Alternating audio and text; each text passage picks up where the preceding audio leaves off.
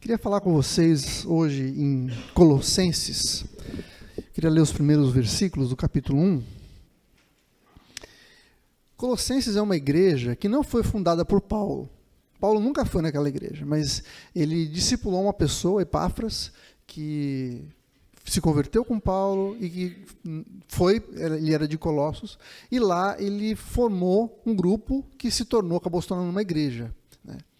E Epáfras foi levar para Paulo algumas notícias de como estava essa igreja, e Paulo então escreve essa carta em resposta às notícias que ele recebeu de Epáfras. Então eu queria ler com você Colossenses capítulo 1, a partir do verso 3.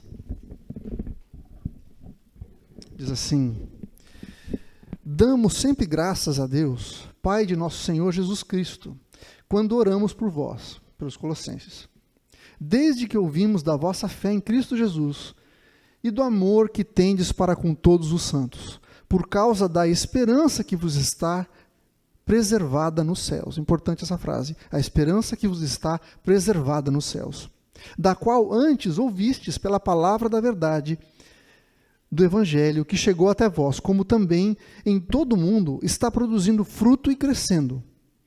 Tal acontece entre vós, desde o dia em que ouvistes e entendestes a graça de Deus na verdade. Segundo fostes instruídos por Epáfras, essa pessoa que eu falei, nosso amado conservo, e quanto a vós outros, fiel ministro de Cristo. Ou seja, Epáfras era um fiel ministro de Jesus. Ele estava lá servindo a igreja dos Colossenses, o qual também nos relatou do vosso amor no Espírito.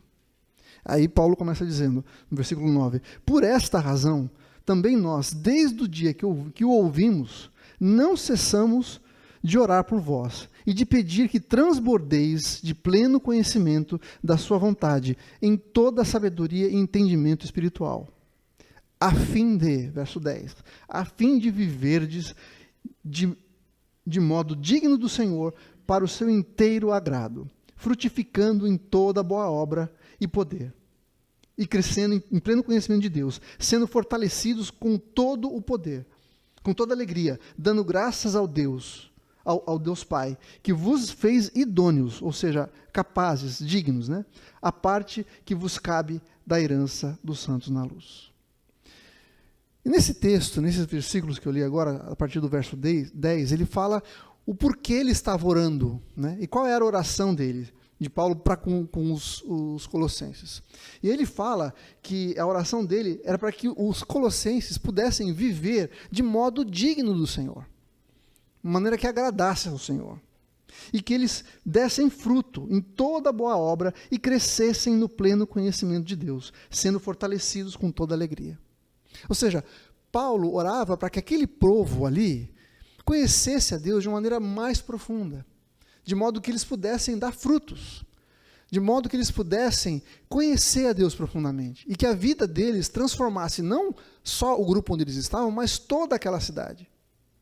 Paulo olhava mais para frente, ele não olhava simplesmente para um grupo de pessoas, dizendo assim, eu quero que vocês sejam prósperos, que vocês sejam felizes, com saúde. Muitas vezes a gente se aproxima do Evangelho ou da igreja procurando resolver os nossos problemas, procurando uma maneira da gente ser mais feliz, de resolver o nosso casamento. Talvez você esteja procurando um emprego e esteja numa situação financeira difícil, e muitas vezes a gente se aproxima do Evangelho e da igreja tentando buscar em Deus uma resposta para essas coisas.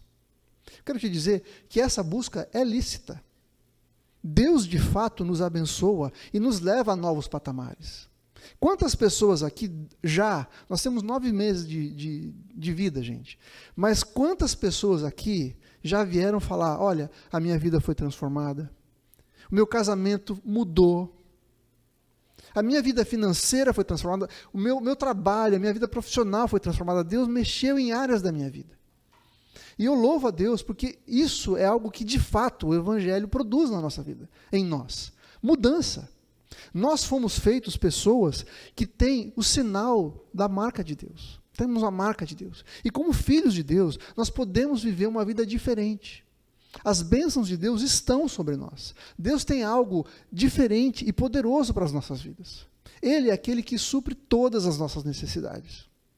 Mas a nossa vida, principalmente a nossa vida com o Senhor, não se resume ao fato de a gente ter um bom casamento, de ter uma boa família, de ter um bom emprego, de ter uma boa casa. Essas coisas acontecem de fato e é lícito que a gente busque isso, desde que isso não tome o lugar do Senhor. Mas quando Paulo ora pelos colossenses, ele está indo mais além. Ele está falando assim, olha, eu quero que vocês conheçam a Deus. Quero que vocês sejam transformados, que vocês vivam de maneira diferente. E à medida que a gente vai vendo a carta de Paulo aos Colossenses, ele propõe coisas para essa igreja que vai completamente contra ao meio em que eles vivem. Eles viviam debaixo da cultura romana, onde haviam escravos, mulheres não eram valorizadas, as famílias eram destruídas, não havia monogamia, uma pessoa podia ter várias mulheres. Essa era a maneira como eles viviam.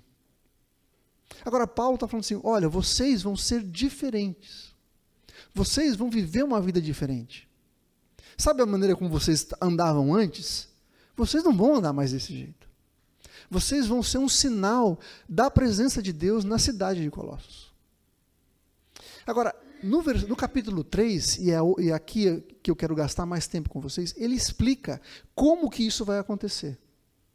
Ele explica o que é necessário fazer para que essa mudança aconteça de fato na igreja de Colossos. Eu estava conversando com uma pessoa essa semana, e ele me confidenciou que estava passando por algumas dificuldades. Com certeza não é uma dificuldade só dele. Talvez muitos de nós aqui estejamos lidando com tentações e pecados que têm nos acompanhado há muito tempo. Talvez você já tenha tentado se livrar de algum pecado, se livrar de um mau hábito, se livrar de algum tipo de postura, e você não tem conseguido. Você tenta, às vezes você consegue um pouco durante um tempo, e depois você cai de novo naquele mesmo pecado. E é sobre isso que eu quero falar com você hoje. Que existe uma maneira, existe força em Deus, existe a capacitação em Deus, para que a gente possa se livrar dessa vida de pecado. Nós fomos chamados para sermos santos, diferentes. E a palavra de Deus, como eu vou mostrar para vocês, nos dá as ferramentas para que isso aconteça. Toda vez que a gente aborda um assunto como esse, é muito comum que as pessoas falem assim, ou esperem, tenham expectativa de uma lista de coisas que você tem que fazer, do tipo, 7 passos para tal coisa, ou 3 atitudes que você tem que tomar para se livrar de um vício. Ou, agora sim, 10 atitudes para você mudar a sua vida. E embora isso seja muito legal, muito prático, na verdade essas coisas não são assim que acontecem. Eu vou elencar aqui alguns passos que de fato vão nos ajudar a vencer os pecados, que vão nos ajudar a olhar para Jesus e caminhar na direção dele. Mas esses passos não são uma fórmula mágica.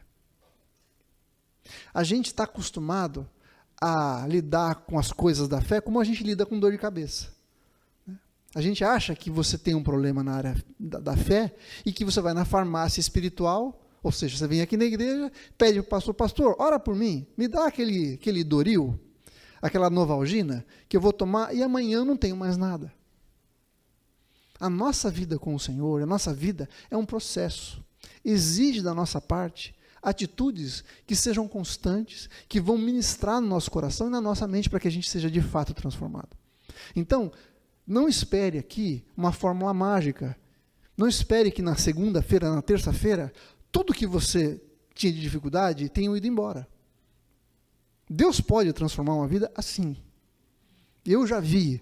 Eu tenho testemunhos de pessoas que foram imediatamente transformadas. Mas essa não é a regra. Mas não tem problema. Não tem problema, porque o poder de Deus pode nos transformar de verdade. Nos libertar e nos tirar do império das trevas para o reino do Filho do seu amor, que é isso que o Senhor fez conosco.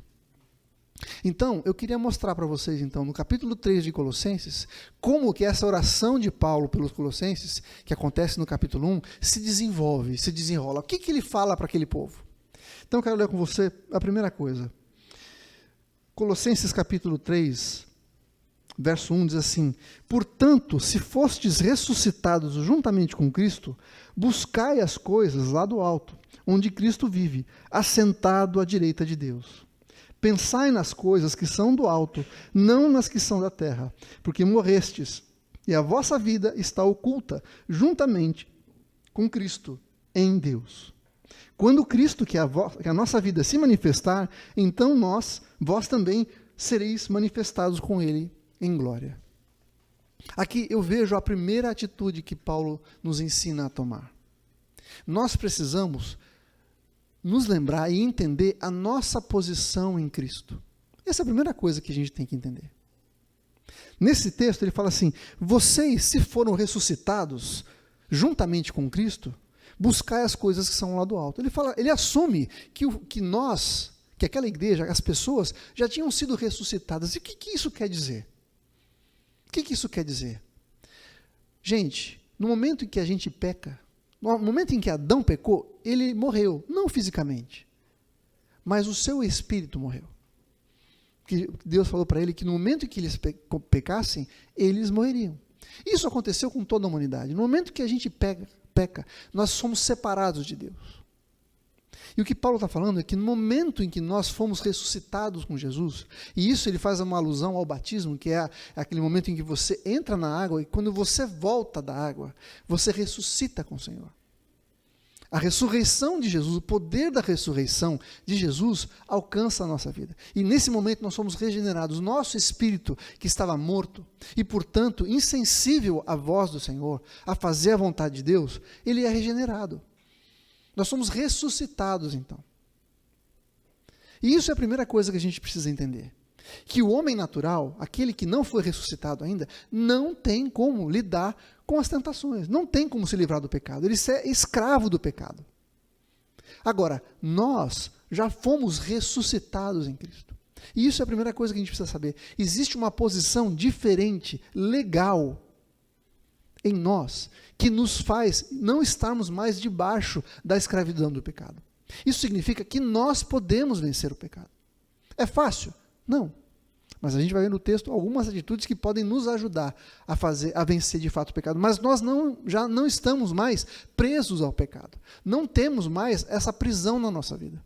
E essa posição que nós temos está determinada pelo fato que nós estamos escondidos em Jesus, nas regiões celestiais. O Senhor, escondido ali, tem o sentido de nos guardar. O Senhor nos guardou em Deus, através de Jesus. Jesus é aquele que nos guarda em Deus. Nos capacita, então, a viver uma vida diferente. E essa posição, a gente precisa se lembrar o tempo todo. Que nós estamos numa posição diferente. Se a gente for ver lá em Efésios capítulo 2, dos versos 4 a 6, diz assim: mas Deus, sendo rico em misericórdia, por causa do grande amor com que nos amou, estando nós mortos nos nossos delitos e pecados, nos deu vida juntamente com Cristo, aquilo que eu acabei de falar, Ele nos ressuscitou. Pela graça nós somos salvos. E juntamente com Ele nos ressuscitou e nos fez assentar nos lugares celestiais em Cristo Jesus. A gente precisa entender o seguinte, que nós estamos em Cristo numa posição de autoridade. Nós estamos num lugar, na esfera espiritual, nós estamos num outro lugar. Não estamos mais dependentes da nossa vida aqui. Legalmente, nós estamos isentos do pecado, livres do pecado. Ele não tem mais poder sobre nós. Queria usar uma ilustração aqui que talvez te ajude a entender. Eu acho que eu já falei sobre isso, mas eu quero usar essa mesma ilustração mais uma vez.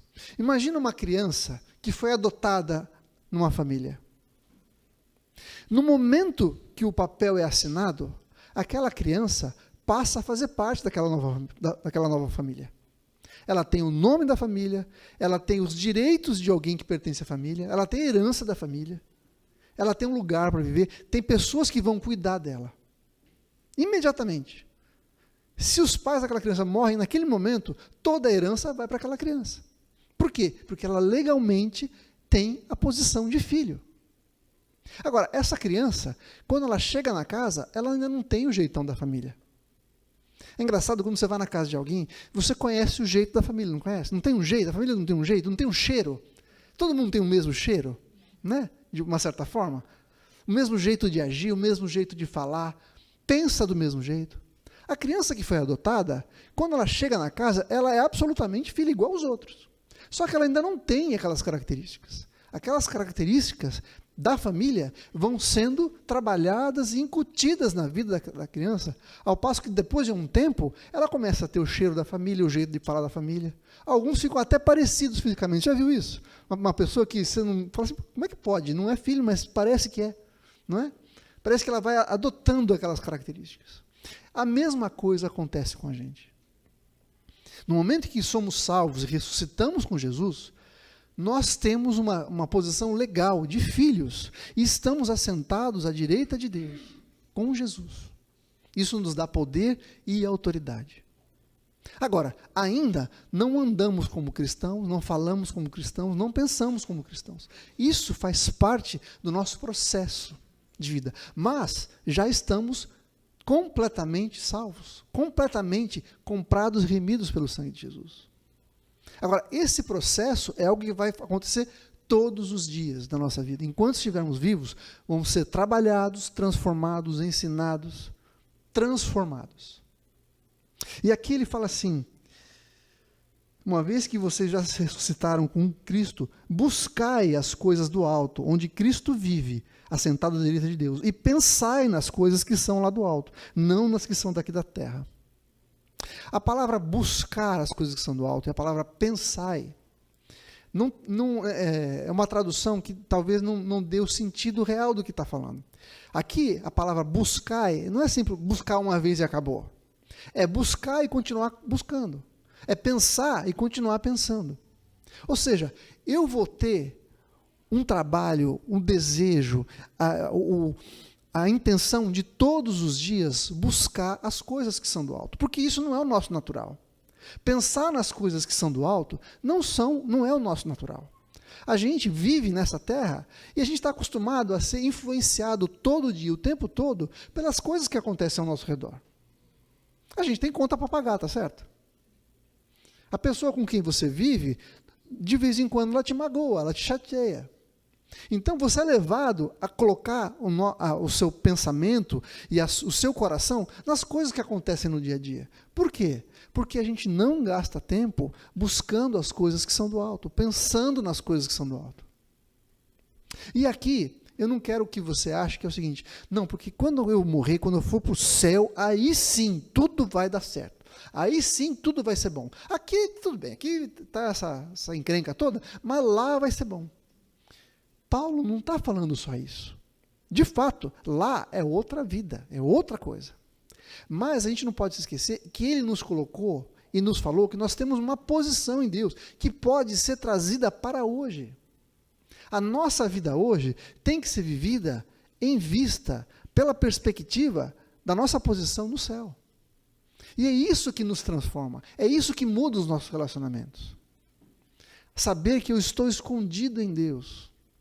E na medida que eu busco as coisas que são do alto, e não as que são aqui da terra, quando as minhas prioridades estão nas coisas espirituais, estão em fazer a vontade de Deus, e dar fruto para Deus, e conhecer a Deus como Ele começa orando, né? Fazer com que a nossa vida produza fruto e cresça. Quando eu vivo dessa maneira, as minhas perspectivas e as minhas prioridades são transformadas. Então, a primeira coisa que a gente precisa se lembrar, quando a gente quiser se livrar de um pecado, se livrar de uma atitude, e a gente vai ver aqui que muitas vezes quando a gente fala em pecado, automaticamente a gente se volta para alguns tipos de pecados que são, na nossa cabeça, os mais importantes, ou os principais, ou os piores. E Paulo, de fato, começa falando sobre os desejos carnais, os envolvimentos sexuais ilícitos, né? Os sentimentos malignos, os sentimentos sensuais. E, de fato, esses são problemas que nós temos que lidar. Mas esses não são os únicos. Na mesma lista que Paulo coloca, ele fala sobre a avareza. O que é avareza? É aquela coisa com dinheiro, sabe? Aquele medo que você tem de ficar sem dinheiro, aquela preocupação de ter mais. Toda vez que a gente coloca alguma coisa no lugar do Senhor, ele se torna um pecado. Dinheiro é ruim? Não, necessariamente não é ruim. Um relacionamento é ruim? Não, necessariamente não é ruim. Mas toda vez que um relacionamento, o dinheiro, a sua profissão, a sua casa, qualquer outra coisa, ocupam o lugar do Senhor, ele se torna um pecado. Ele se torna algo que vai te afastar do Senhor. Por quê? Porque essas coisas são vulneráveis. Elas podem ser tiradas de você. E quando essas coisas são tiradas da gente, a gente fica sem chão. Fica desesperado, fica ansioso, fica com medo, se sente sem valor. Quando o nosso valor e a nossa identidade são colocadas em Deus, ninguém pode tirar isso de nós. Paulo fala lá em Romanos que nada pode nos separar do amor de Deus. Ou seja, o valor que você tem jamais vai ser tirado de você. Porque nada, se o seu valor estiver em Jesus, do amor de Jesus por você, nada pode mudar o valor que você tem para o Senhor. Porque nós sempre estaremos perto do Senhor. Então, a primeira coisa que a gente precisa fazer é se lembrar da nossa posição em Cristo. Se lembrar que nós somos mais do que vencedores. Que nós temos poder sobre o pecado. Que não estamos mais debaixo da lei do pecado. Não estamos mais debaixo das garras do pecado. E orarmos a Deus, e buscarmos a Deus nessa perspectiva. E assim, colocar os nossos pensamentos nas coisas espirituais. Nas coisas que estão no céu. Não aqui na terra. Não só pensar nisso, mas buscar isso. Viver de modo que eu esteja cercado de coisas que me levem a pensar nas coisas que são do céu. Me afastar daqueles pensamentos que me afastam do Senhor. Primeira coisa, então, saber a nossa posição em Cristo. A segunda coisa, ele fala na continuação do capítulo 3, do verso 5, ele diz assim: fazei, pois, morrer a vossa natureza terrena, a prostituição, a impureza, a paixão lasciva, desejo maligno e a avareza, que é a idolatria. Por estas coisas é que vem a ira de Deus sobre os filhos da desobediência. Ora, essas mesmas coisas, vós andastes também no outro tempo, quando vivieis nelas. Ele começa dizendo assim: fazei morrer a vossa natureza terrena. E aí a gente pode ficar meio confuso, porque, peraí, a gente não tinha sido ressuscitado? Como assim vai fazer morrer? A gente não estava morto e ressuscitou? São coisas distintas. Quem havia morrido é o seu espírito. A sua carne está vivinha. Está aí latente, gritando para você fazer as coisas que lhe agradam. E isso compete a nós fazê-la morrer. E é interessante porque Paulo podia falar assim: mate a sua carne. Mas ele usa uma outra palavra que corresponde ao nosso fazer e morrer. Vamos pensar um pouquinho? Qual é a diferença de matar e fazer morrer? Quando você mata, é imediato, tá certo? Você vai lá e mata alguém, mata alguma coisa. Agora, fazer e morrer é um processo. Vamos pensar, como é que você faz morrer alguma coisa? Como é que você faz morrer uma planta? Você para de dar água para ela. Você para de dar nutriente para ela. Você tira ela do sol, por exemplo. Você quer matar, tirar a força. Na verdade, a palavra fazer morrer é tirar a força de alguém. Ele está falando assim: tire a força, faça morrer a sua natureza terrena. E ele fala o que é essa natureza terrena. Ele fala a prostituição, a impureza, a lascívia, a idolatria, feitiçarias e inimizades. Então, quando ele fala isso para a gente, o que ele está falando? Pare de alimentar essas coisas na sua vida. Pare de alimentar. Muitas vezes a gente fala assim: eu não consigo orar. Não consigo orar. Eu começo a orar, minha mente viaja, eu fico com sono, eu não consigo me concentrar. É lógico. Não vai mesmo. Por quê? Porque você está alimentando uma outra parte de você. Não o seu espírito. A gente está alimentando a nossa carne com o quê? Com mídia social, com Netflix, com discussões que não tem nada a ver. Se a gente quiser fazer morrer a nossa carne, a gente tem que selecionar as coisas que a gente vai assistir, que a gente vai ver, que a gente vai conversar. Porque isso vai criando o nosso tipo de pensamento. Lembra que ele começa dizendo para a gente pensar nas coisas que são do alto? A nossa atenção tem que estar voltada para as coisas de Deus. Não adianta você querer orar se você lê a Bíblia 5 minutos e assiste 5 horas de televisão. Por isso que ele está falando: pensar e continuar pensando, buscar e continuar buscando. Porque essa busca e esse desejo de pensar nas coisas do Senhor é que vão alimentar o nosso espírito e, ao mesmo tempo, matar a nossa carne. Então, se a gente quer se livrar dos pecados, daquelas tentações, daqueles desejos carnais, a gente tem que secar a fonte, gente. Tem que secar a fonte. Tem coisa que te atrapalha a ser mais santo? Corta. Você tem dificuldade de se livrar de pornografia, por exemplo? Tira o computador do teu quarto, coloca no meio da sala. Por exemplo. Ah, mas está no celular. Tira a internet do celular. Jesus falou assim, se o teu olho te faz pecar, arranca fora. Se a tua mão te faz pecar, corta fora. Porque é melhor você entrar no céu aleijado do que ir para o inferno. Jesus estava falando isso literalmente? Não, mas isso não tira a gravidade e a contundência do que ele está falando. Se você precisa se livrar de alguma coisa, corte o mal pela raiz. Não fica tentando lidar com isso. Tem coisas que a gente tem que ser radicais. Tem que cortar mesmo fora. Não dá para ficar. Não dá para a gente continuar caminhando. Tem que cortar. Tem algumas amizades que você precisa cortar. Porque se você continuar andando com aquela pessoa, em vez de você influenciar aquela pessoa, ela vai continuar te levando para o mau caminho. Ela vai continuar te levando a pensar do jeito errado. Eu já falei isso aqui uma vez, que a gente é a média das pessoas com quem a gente anda. Se eu ando com pessoas de fé, eu vou ter fé. Se eu ando com gente que reclama, eu vou reclamar. Se eu ando com gente que é desanimada, gente triste, gente para baixo, eu vou ficar uma pessoa para baixo. Por isso que eu gosto de andar com o Fábio, que está sempre para cima. Não é? Pô, a gente tem que escolher as pessoas com quem a gente vai andar. A gente tem que escolher os lugares onde a gente vai ir. A gente tem que escolher os canais que a gente vai assistir, os programas que a gente vai assistir, as coisas que a gente vai escutar. Isso é o segundo passo para a gente viver uma vida santa, uma vida que agrade a Deus e que produza fruto. Eu tenho que fazer morrer a minha carne.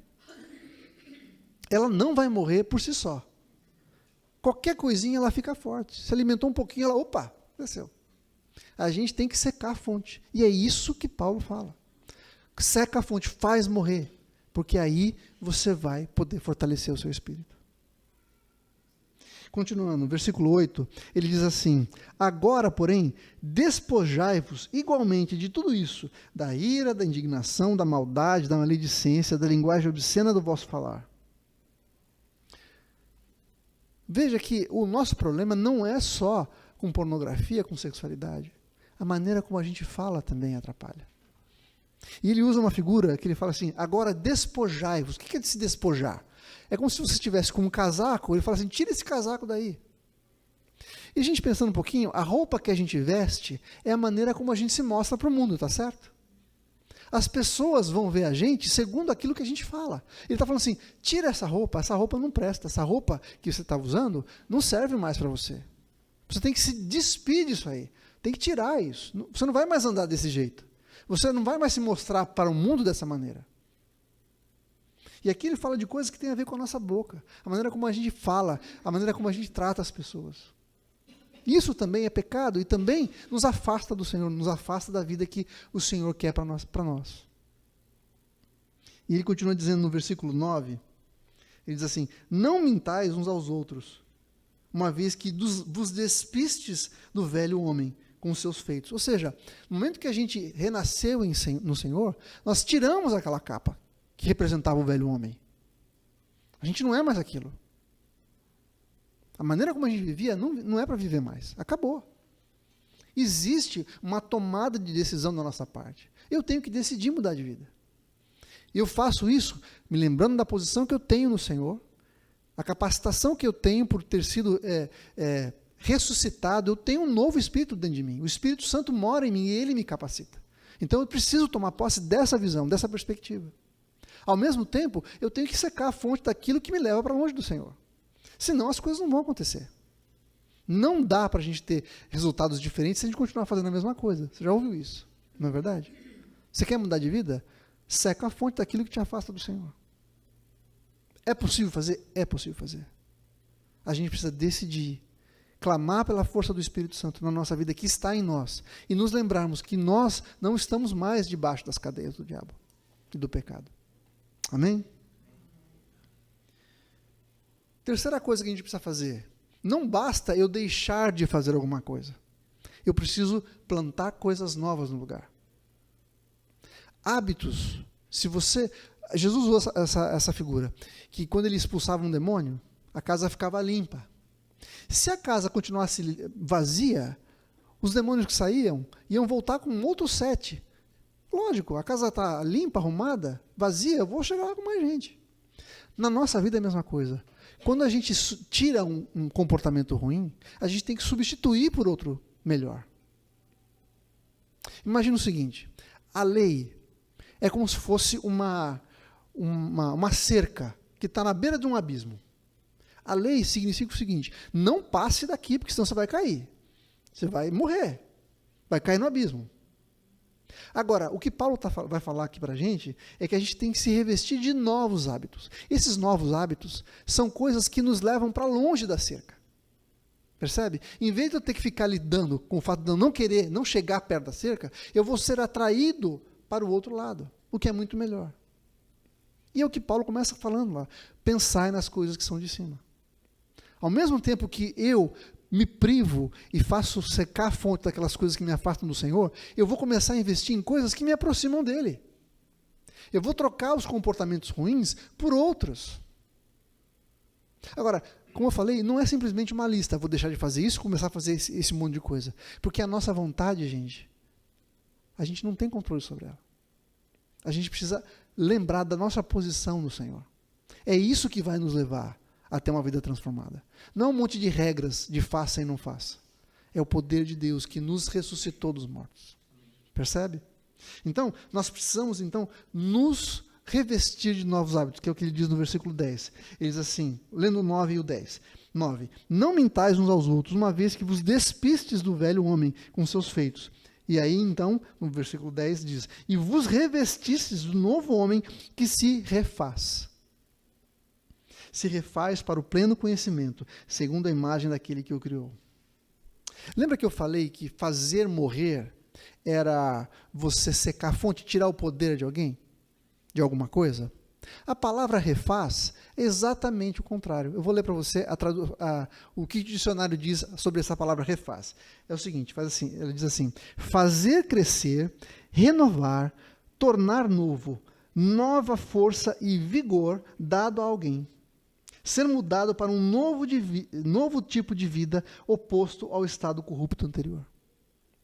Se por um lado nós temos que nos fazer morrer a nossa carne, o novo homem se refaz. Ele recebe nova força, novo vigor, nova capacidade de Deus todos os dias. Essa é a certeza e a garantia que nós podemos, de fato, viver uma vida diferente. E o que ele fala? Versículo 12. Revesti-vos, pois, como eleitos de Deus, santos e amados, de ternos afetos de misericórdia, de bondade, de humildade, de mansidão, de longanimidade. Lembra como eu falei que a gente tem que se lembrar da nossa posição em Deus? Ele fala assim, vocês se revistam como eleitos de Deus, que vocês são, vocês foram eleitos. Deus escolheu vocês para uma nova vida. Isso não está em vocês. É uma posição que vocês já têm. Vocês foram eleitos. Vocês são santos e amados. Essa é a nossa posição em Cristo. Nós somos santos, santificados pelo poder do Senhor, do sangue de Jesus, e amados por Deus. É isso que vai nos levar a ter uma vida diferente. Fomos cheios de afetos de misericórdia, de bondade, de humildade, de mansidão e longanimidade. Lembra que antes ele falou que a gente devia se afastar da ira, da maledicência? Todas essas características são outras características, novos hábitos que o Senhor coloca em nós, para que de fato a gente possa se aproximar do Senhor. Então, nossa posição do Senhor, fazer secar a fonte, desenvolver novos hábitos, que é isso que vai fazer com que a gente possa, então, viver uma vida santa e agradável ao Senhor. Em quarto lugar, a gente precisa estar na comunidade, num corpo. Versículo 13 diz assim, suportai-vos uns aos outros, perdoai-vos mutuamente, caso alguém tenha motivo de queixa contra alguém. Assim como o Senhor vos perdoou, assim também perdoai vós. Acima de tudo, porém, esteja o amor, que é o vínculo da perfeição. Ou seja, a gente só consegue fazer isso quando a gente está juntos. Quando a gente aprende uns com os outros, a gente precisa aprender a se perdoar. A gente precisa aprender a sermos encorajados uns pelos outros. Estar no corpo é onde nós vamos crescer para que isso aconteça. A palavra de Deus diz que nós devemos confessar os nossos pecados uns para os outros, para que pudéssemos ser curados. Quando você tem um pecado, quando você tem uma dificuldade, a melhor coisa que você pode fazer é colar em alguém que você confia, que não vai sair falando para todo mundo. Fala assim, me ajuda nisso aqui, eu não consigo vencer esse pecado. Eu não consigo ser uma pessoa que não se ira, eu não consigo controlar meu temperamento, eu não consigo parar de olhar pornografia, eu não consigo parar de reclamar, me ajuda, cola em mim aqui, vamos juntos. Por isso que a gente tem que estar no corpo. Quando a gente se reúne aqui nas quintas-feiras, a gente tem a oportunidade de falar, olha, eu estou com dificuldade nessa área. Eu não consigo, eu não sei como é que eu faço para vencer isso. E aí, juntos, nós podemos orar uns pelos outros. A gente pode apontar o caminho e falar, você está fazendo isso aqui não vai te ajudar. Se você continuar agindo desse jeito, você não vai mudar a sua vida. Mas a gente pode e tem a oportunidade de se expor uns aos outros, de forma que a gente possa ser transformado e curado.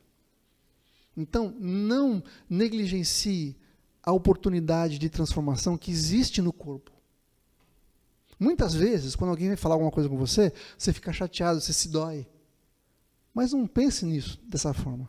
Veja isso como uma oportunidade que Deus está te dando, está usando alguém para trabalhar na sua vida, para que você possa ser mudado e ser transformado.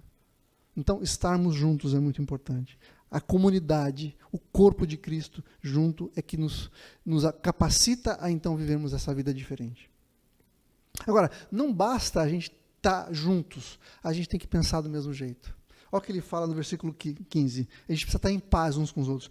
Seja a paz de Cristo o árbitro em vosso coração, a qual também fosse chamados em um só corpo, e sede agradecidos.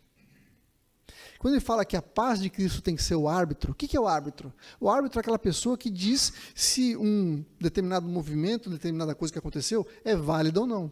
Como que as coisas têm que acontecer, não é verdade? A paz tem que ser o árbitro. A paz tem que decidir se o que eu estou fazendo está certo ou não. Se o que eu estou fazendo não vai promover paz com o meu irmão, está errado.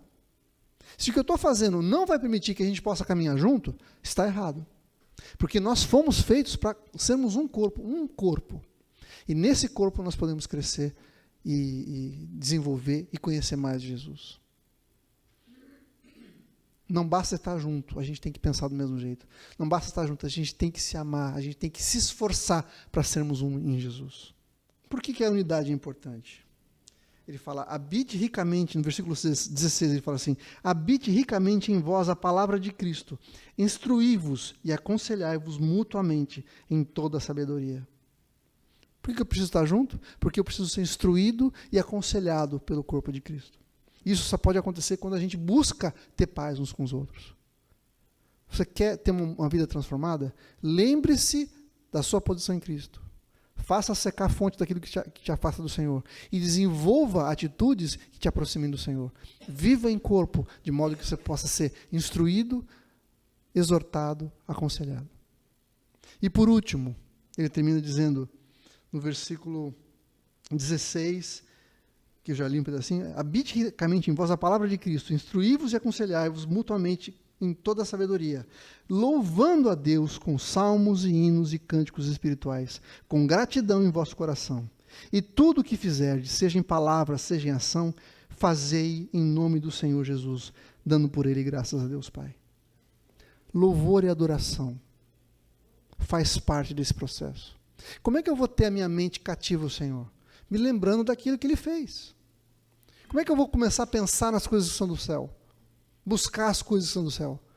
Tendo na minha boca palavras de louvor, cânticos de louvor, coisas que falem bem do Senhor, falem da sua obra para comigo, daquilo que Ele fez na minha vida, falando do seu poder, da sua majestade, da sua glória, das coisas futuras, das suas promessas. Essas coisas têm que encher a nossa boca, gente. Louvor e adoração, falar bem de Deus, tem que estar no nosso vocabulário todos os dias. É isso que vai nos afastar daquelas coisas que nos derrubam, sabe? Que a gente se sente mal depois de fazer, que se sente pecador, que se sente afastado do Senhor, acusado pelo diabo. Aliás, o diabo sempre usa a mesma técnica, né? Ele fala assim, não, Deus vai perdoar, pode fazer, beleza, isso aí todo mundo faz você também, é gostoso, não é? Aliás, tem algum pecado que seja ruim?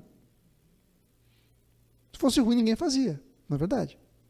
Então o diabo fica, não, pode fazer, Deus perdoa, Deus é bom, vai, faz, beleza. Você acaba de fazer, o que o diabo vem falar? Você, hein, que crentinho mais sem vergonha, já fez um monte de vezes, Deus vai te perdoar mais não. E agora, duvido.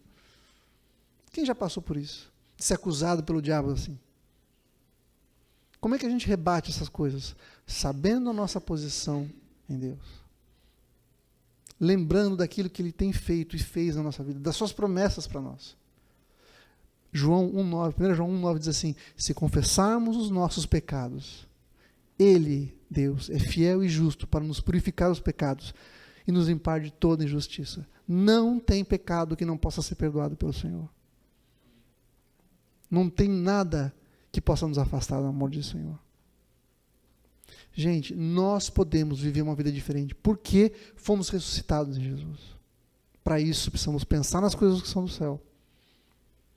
Secar a fonte daquilo que me afasta do Senhor. Ser atraído para as coisas que me aproximam do Senhor. Viver em comunidade para que a gente possa ser exortado e ensinado. E ter um coração grato, cheio de louvor e de adoração. Amém? Esse ensino é para que a gente seja fortalecido, para que a gente dê fruto. Esse ensino é para que, não que você saia daqui achando que você vai vencer todas as coisas num piscar de olhos. Não, é uma palavra de esperança para você, que você pode, que é possível vencer o pecado, é possível que a gente viva uma vida que dê fruto e que glorifique ao Senhor. Através da sua palavra, daquilo que Ele nos ensinou hoje. Queria pedir para você fechar seus olhos.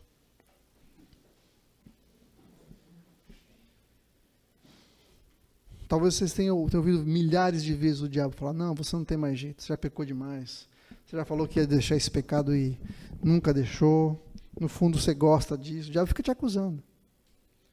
Mas a palavra de Deus para você hoje, existe salvação, existe transformação, possível em Deus.